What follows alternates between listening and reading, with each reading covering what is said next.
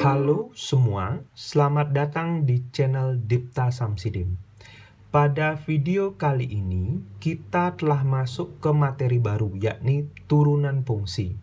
Nah, sebagai materi yang pertama, kita akan membahas mengenai definisi turunan fungsi. Ada banyak sekali kasus yang melatar belakangi turunan fungsi ini. Salah satunya adalah laju perubahan rata-rata. Nah, kita akan mulai membahas mengenai turunan fungsi dari latar belakangnya dia, yakni berupa laju perubahan rata-rata. Pada laju perubahan rata-rata ini, kalian diberikan gambar atau graf di sini.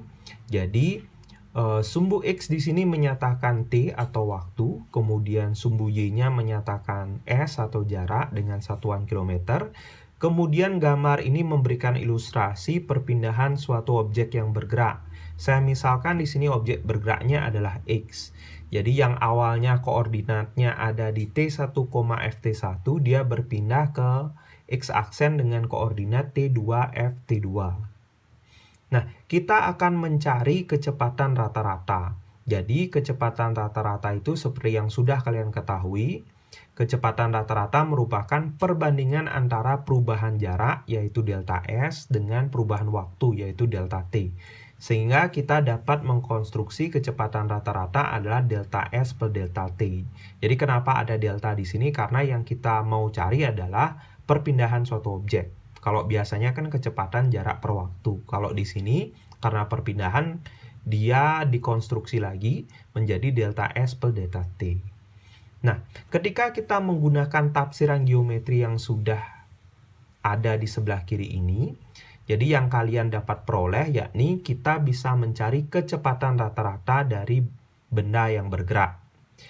Yang dimana kecepatan rata-rata tersebut dapat dinyatakan sebagai kemiringan atau gradien garis yang melalui T1 Ft1 dan T2 Ft2.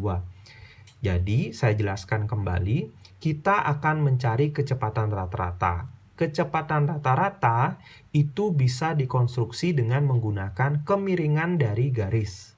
Jadi, garis yang terbentuk dari X menuju X aksen. Atau dari koordinat T1 Ft1 ke koordinat T2 Ft2. Sehingga kita peroleh kecepatan rata-rata adalah jarak sesudah dikurangi jarak sebelum, itu adalah delta S, dibagi T2 dikurangi T1. Waktu sesudah dikurangi waktu sebelum. Nah, sehingga di sini laju perubahan rata-rata kita peroleh.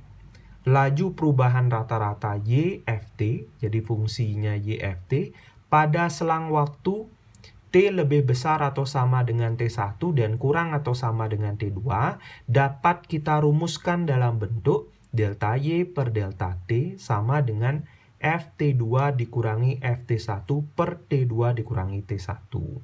Jadi, ini merupakan laju perubahan rata-rata. Nah, bentuk inilah nanti yang akan kita gunakan dalam menyelesaikan beberapa soal mengenai laju perubahan rata-rata yang merupakan latar belakang dari turunan. Kita akan mulai membahas beberapa soal tersebut. Let's go!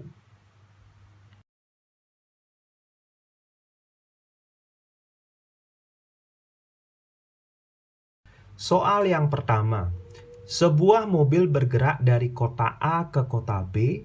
Mobil itu bergerak selama T detik. Jika hubungan antara jarak mobil dengan waktu tempuh ditentukan dengan rumus S sama dengan Ft, yakni X sama dengan 5T kuadrat. Tentukan kecepatan rata-rata dalam interval waktu T2 detik sampai dengan T sama dengan 3 detik. Nah, di sini kalian sudah diberikan, jadi kita tulis dulu. S sama dengan F, T sama dengan 5T kuadrat. Nah, yang ditanyakan di sini adalah kecepatan rata-rata saat waktunya lebih besar atau sama dengan 2 dan kurang atau sama dengan 3 detik. Nah, kita gunakan kecepatan rata-rata yang tadi. Kecepatan rata-rata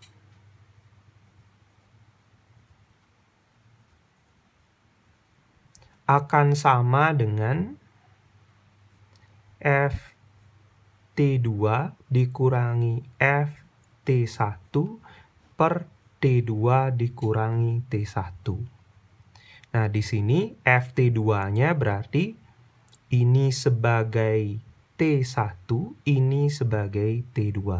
Sehingga FT2 ini adalah F3 dikurangi F2 per 3 kurang 2. Sehingga kita peroleh F3 kita tinggal masukkan ke fungsinya 5 kali 3 kuadrat dikurangi 5 dikali 2 kuadrat per 1. 5 kali 9 dikurangi 5 kali 4. Kita keluarkan 5-nya, 9 dikurangi 4. 5 kali 5 sama dengan 25 meter per detik.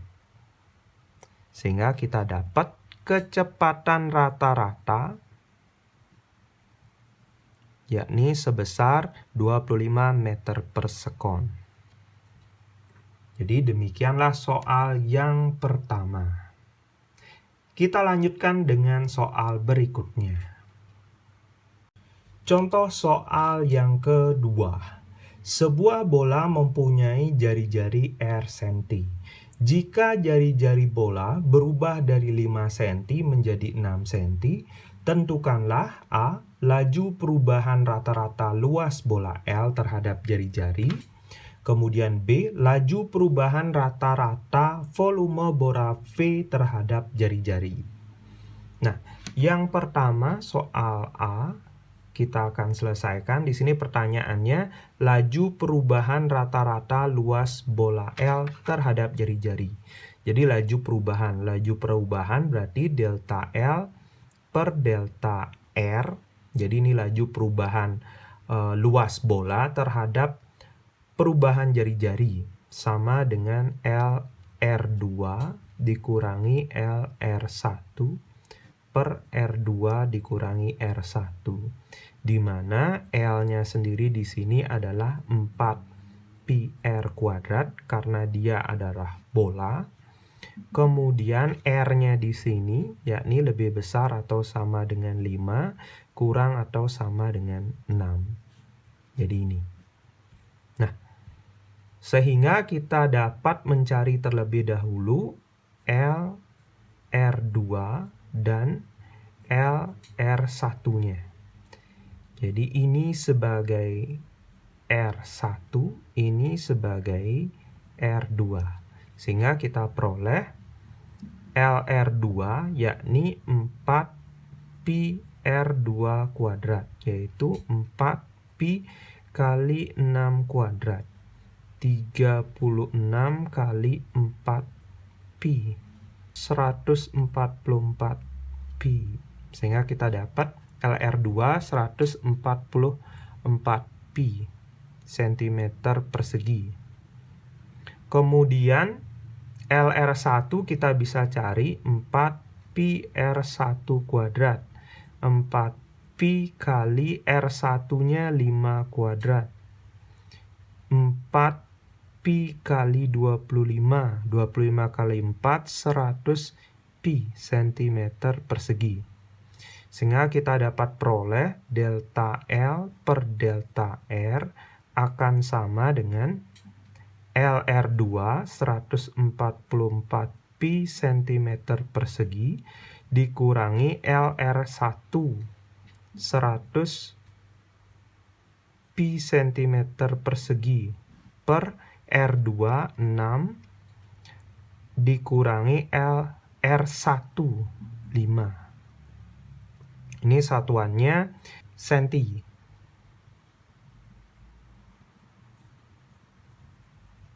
Sehingga kita peroleh 44 pi cm persegi per 1 senti.